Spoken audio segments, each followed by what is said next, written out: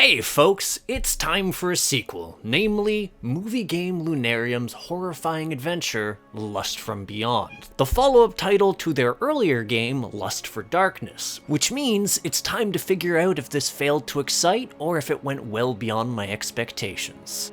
I'm your host Arlian, let's find out together. For some time now, Victor Holloway has been plagued by dreams of a nightmarish world. Visions of twisting corridors of flesh, perverse and blasphemous constructions, symptoms which get worse day by day, straining his relationship with his girlfriend Lily and leaving him desperate for a solution. And one does present itself in the form of the prodigious Dr. Austerlitz, who resides within the town of Bleakmoor. If only it were that simple. From the moment Victor stepped into that dreary, isolated town, he could sense that something is amiss. And yet it's far too late, because his visions are more than what they appear to be. Something which sees him trapped between the machinations of two occult orders, both vying for control over his destiny, and his connection to the mysterious realm beyond his understanding, Lustga. Admittedly, this is a bit of an awkward intro to the game and heavily simplifies the premise, but I'm trying to avoid spoilers to the best of my ability because not only is Lust from Beyond a narratively heavy experience, it's also a direct sequel to Lust for Darkness. That's not to say you need to go through the first one, as this one can be enjoyed on its own, but, well, having played them both, I can't deny that certain plot points benefit heavily from experiencing them firsthand, if only due to the impact it leaves on the player. Because yes, while you're certainly provided enough exposition to piece together the broad strokes of what had happened before, you're still lacking a key component, and that's simply a matter of context. See, the references towards For Darkness aren't just nods, but rather an elaboration of those earlier plot points. You get to see how characters and situations have evolved from before, and with that knowledge, a certain unsettling gravity is added to a number of the scenes, both earlier and as you progress forward. Nonetheless, if you do choose to tackle this one first, it still provides some solid storytelling, and I'm not just talking about the way that the scope and complexity of the story has been expanded, but also in the way that it makes use of its time. On the whole, the pacing is quite good, and I never found myself feeling like an individual scene had overstayed its welcome. In fact, I'd say that the game makes very good use of its grander scale, allowing you to progress the narrative without any one section dominating the experience. It helps, too, that the narrative devices aren't overly intrusive, with Victor's observations and internal monologue feeling natural. Even when there are cutscenes or dialogue, they don't overstay their welcome. I found fuck all. I'm still looking for solid info. I'm sorry, I don't know anything else. You're getting too worked up about this. Everything's okay, right? I mean, yes, you do need to snoop a bit harder if you want to get all the background lore contained within the collectible notes, but they aren't necessary to your enjoyment. Though, on the subject of enjoyment, I need to talk about this game's approach to horror because it's definitely going to rankle more than a few people in the audience. It goes places. Like, yes, it does a decent job of providing unsettling and uncanny moments, as well as segments where it ratchets up the stress, but the really uncomfortable portions are where the game's sexualization comes into play. Themes of non-consensual non-consent, body scarification, necrophilia, and just otherwise perverse sadism are rampant. And it's definitely used with the intention of making segments uncomfortable. In comparison, the Geigeresque portrayals of the underworld Lustga actually feel tame compared to the actions of the various cultists, though it's not exempt from uncozy bits. Honestly, the game can be a lot to take in at times, to the point that the censoring option is likely going to see some use from you folks. Nonetheless, while these segments are disconcerting, they aren't the only tools at Lust from Beyond's disposal, and in fact, it does a decent job of knowing when to use them. What I mean by this actually loops back into that idea of pacing too, because it doesn't try to constantly up the ante, but takes the time to draw out moments of tense uncertainty and even de-escalate the situation entirely, allowing you time to process what's happened so far reset your baseline and simply progress the story. Oh, and before I tackle mechanics, there are multiple endings here. I mention this because while they largely hinge on a decision at the finale, there's also a number of smaller epilogues that branch off of each one, which are tied to a few key choices you'll make along the way.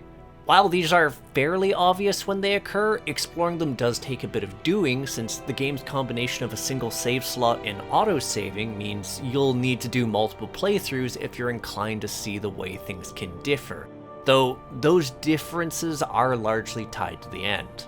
Anyways, it's time to go over gameplay, and there is a lot more to talk about this time around, given that Lust from Beyond is more robust than its predecessor. Which is to say it's a full-fledged survival horror versus Lust for Darkness, which largely feels like a walking simulator. For instance, while there are still a number of segments dedicated to progressing the narrative, there's a lot more to do than simply walking from point A to point B. You're always afforded the freedom to explore, to soak in the environmental storytelling, and to engage with the optional puzzles littered throughout the game, which often hide much-needed supplies or lore.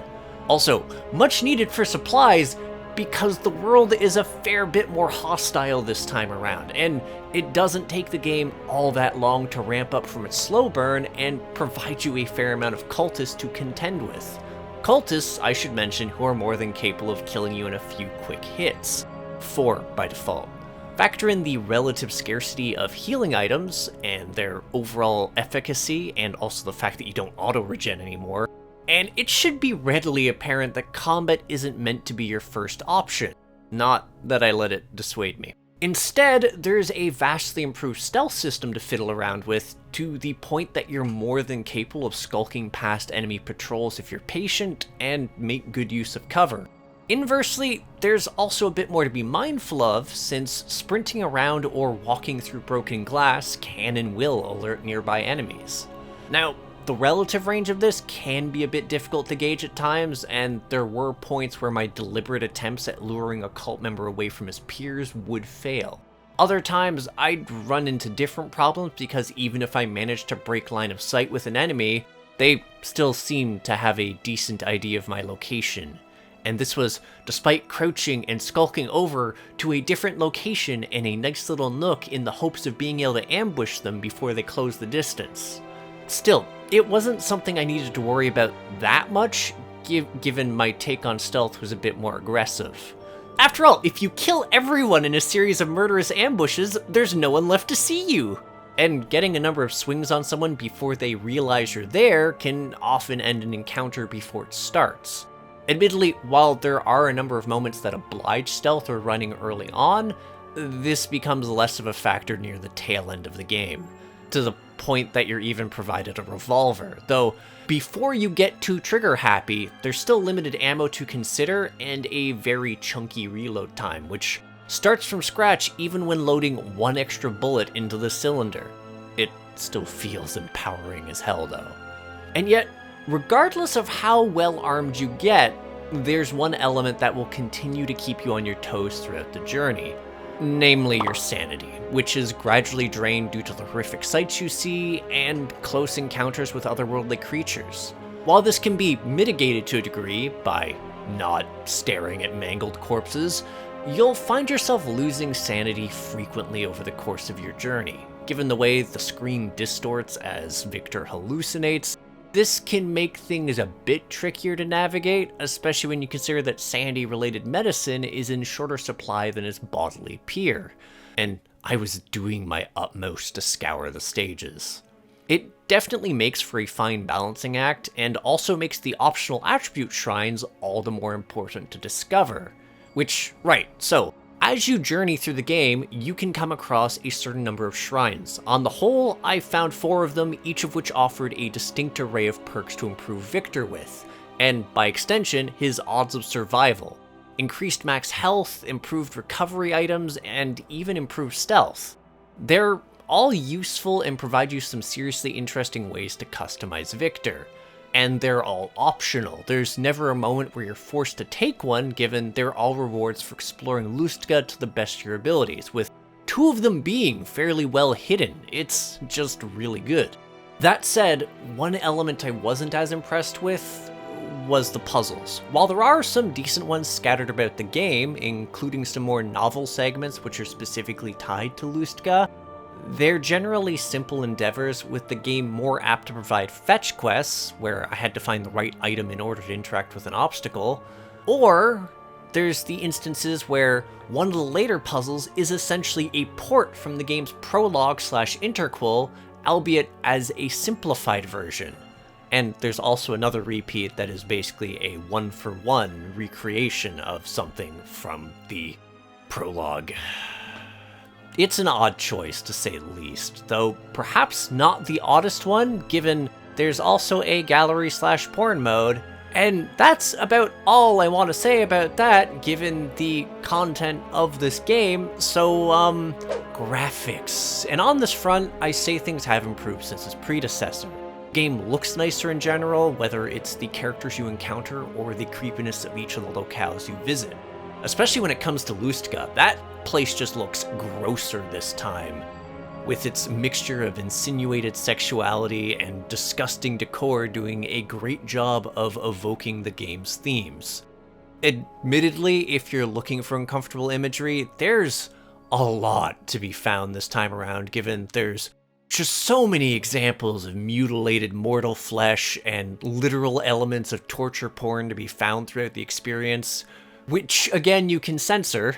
That said, one aesthetic element I always welcomed was the sound design. The music is fantastic and always served as a solid accompaniment to the various scenes, helping to set the mood perfectly.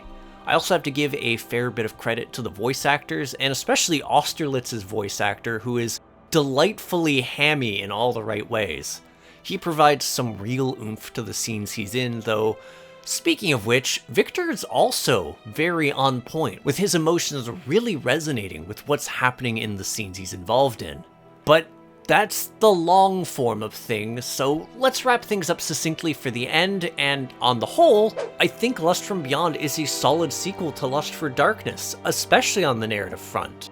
Rather than simply rehash the events of the first game, it takes that foundation and builds off it, providing a new set of horrors to navigate that not only feels organic, but works its way up towards a satisfying conclusion. I was repeatedly surprised by how well it managed to pace itself despite the far lengthier runtime. Admittedly, the choices the narrative provides you are fairly limited in scope until the conclusion, but all given, that's a minor gripe. And then there's the shift towards a more active survival horror style of gameplay. It's really nice to have a lot more agency as a player, and I would 100% consider this an improvement over the initial game, both in the sense of exploring and taking in the details of the world, as well as engaging with the various obstacles the game sets in my way. Having the ability to fight things or needing to skulk past things when my resources had been whittled down provides a certain sort of tension that was lacking in the first game, due to it being more on the rails in this iteration. Quite frankly, even with the combat as simple as it is, I still had to be clever about it by picking my fights discreetly and in advantageous spots so I wouldn't get ambushed or pincered. And stealing around has a tension all of its own, especially when the game pared down my offensive options. Also, there's definitely something a bit daunting about things not pausing when you're searching through your inventory while you're half dead, which, yeah, that makes trying to heal on the fly an act of suicide. All in all, it is definitely a step in the right direction for this game, with my only real reservations coming from the sexual content that's built into it. Again, while there are censor options available, certain themes are just altogether hard to avoid. Now, there is an M-rated version of the game, but even then I imagine it's going to be hard to avoid some of the themes that come up, especially given that the game often plays on revulsion and discomfort to poke at the player's buttons. Nonetheless, I do think it's a great bit of horror that leans on an unpleasant setting and legitimate tension and mystery rather than jump scares. And the gameplay does work in favor of the whole. Admittedly, I wanted some meatier puzzles, but I still think it's in a good enough place that I can safely call it a hit. And whilst the shift in studios does make me tentative, I'm still going to keep an eye out for the follow-up game, God of Lust. That said, I do feel it necessary to mention its interquel Lust from Beyond Scarlet, which serves as this game's prologue. While it's competent enough as an experience and does serve as an adequate link between the two games, it ultimately spoils certain details, and the extent of those connections very early on. What's more, the overlap between puzzles in it and the central game makes the simplification of the latter feel a bit more glaring. Simply put, if you're going to play it, I'd actually suggest tackling it either midway through Lust from Beyond, or after you've beaten it, especially since it leans heavily on you visiting areas that you will be tackling during the main game.